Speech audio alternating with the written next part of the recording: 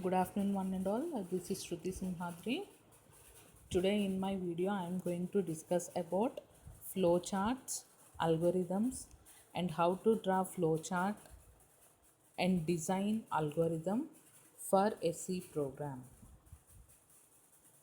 Let us start our discussion with flowcharts.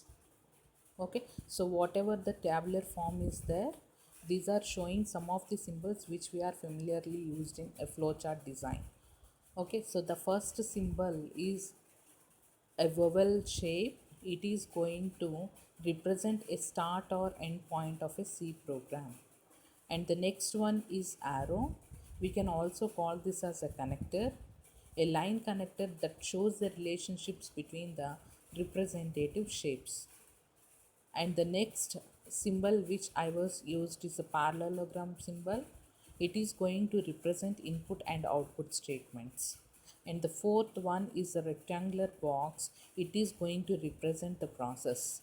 And the fifth one is a diamond shape that is going to define a decision block which we are using in a C program. So these are the familiar symbols which we are using in the construction of a flow chart. And the next, the definition for flow chart is it is a pictorial representation of an algorithm. Suppose if we are writing an algorithm for a C program, it is going to represent that algorithm in a picture format. Okay, so now look into what exactly an algorithm is. Algorithm is a step by step process for solving a problem. Suppose I want to add two numbers. Okay, so suppose I want to add two numbers by using a C program. Okay, so how we can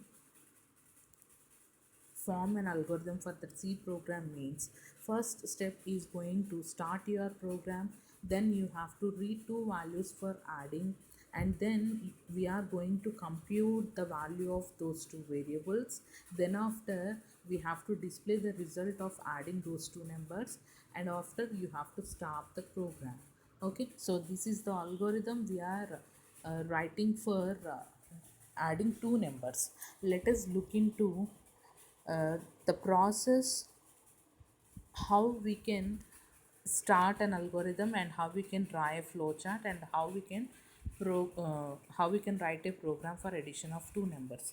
This is the algorithm for adding two numbers or finding the sum of two numbers. Okay, so previously I was said that first you have to start your algorithm with a step one called start. Then after, for adding two numbers, you have to read two variables called a and b. You can use any type of means any type of variable, or you can use any name for a variable here. Okay, so here I was used a and b variables. Okay, so here I was used variable names called a and b. I am going to read those variables. Okay, so after reading the variables, we have to compute the sum for those two variables like this. Okay, so here c is equal to a plus b is the statement that is going to be computed after reading the variable values a and b.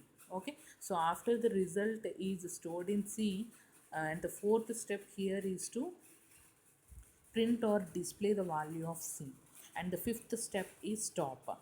Means after writing all the instructions in your function, you can stop your program. And the next one is the flow chart. This flow chart is clearly explain this algorithm.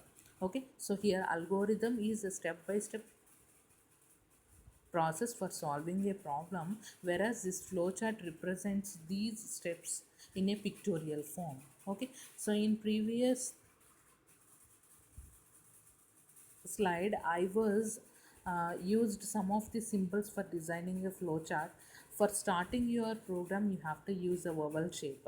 Okay, so this vowel shape is used for starting a program. Okay, so step one of an algorithm is represented with the start. Okay, so that start is going to be written in a shape called vowel. Okay, so after that, whatever the input and output statements are there, that should be written in a parallelogram. Here I am using step 2 as read a comma b. Okay, so here a and b are the inputs which we have to pass to our program. Okay, so those inputs are written in a parallelogram.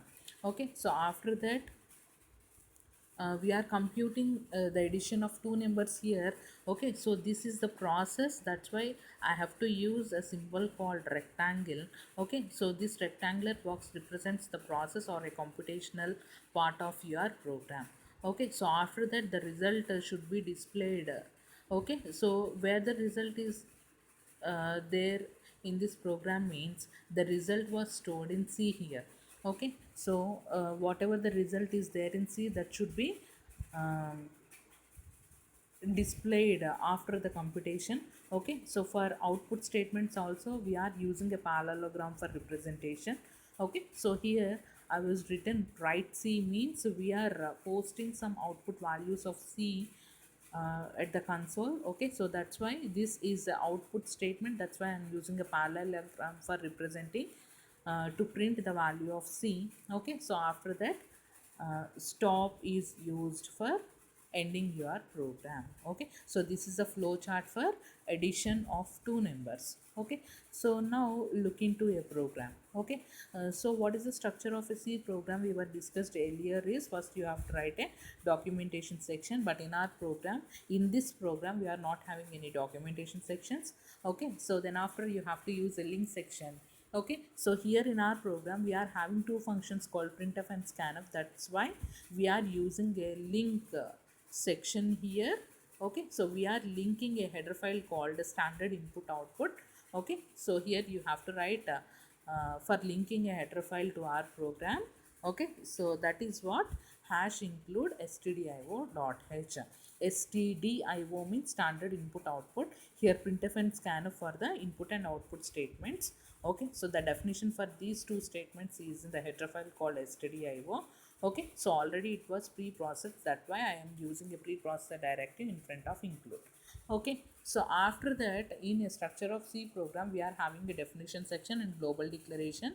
Okay, so but in our program there is no need of writing those definition and global declaration sections, that's why I am jumping into the fifth section in a structure of C program called main section. Okay, so in this main function you have to write declaration statements as well as executable statements. Okay, so now I am using three variables here in my program for adding two numbers. Okay, so here a and b are holding the values. Okay, so and c is the variable which is going to hold the addition of a and b. Okay, so that's why I need three variables here which is of integer data type. Okay, so first I am prompting a user for entering value of a. Okay, so that's why I am using a printf statement here. Okay, it prompts the user that he has to enter value of a. Okay, so how he can enter value before reading? Okay, so that's why we have to read the value of that variable with the help of a function called scanf. Okay, so because here a is an integer means we have to supply decimal values to an integer. I'm using access specifier called %d here, and I was mentioned ampersand a here for providing address to the variable value a. Okay, so and then for reading the value of b, again I am prompting a user for entering the value of b with the help of printf statement. Okay, so then I am allotting some space for b to hold a value. Okay, so after that whatever the value of a and whatever the value of b is there, those two are going to be added and the result is stored in c here. Okay, so whatever the result of c is there, that should be printed in the console. Okay, so sum of given two numbers is, again it is an integer number, that's why I'm using an access specifier called %d here. Okay, so the result is stored in c, that's why I have to print the value of c here. Okay, so and then close the main function. Okay, so in this way you have to write a C program, and in this way you have to implement flowchart and algorithm for a simple C program. I hope you guys are understand, and thank you for listening this video.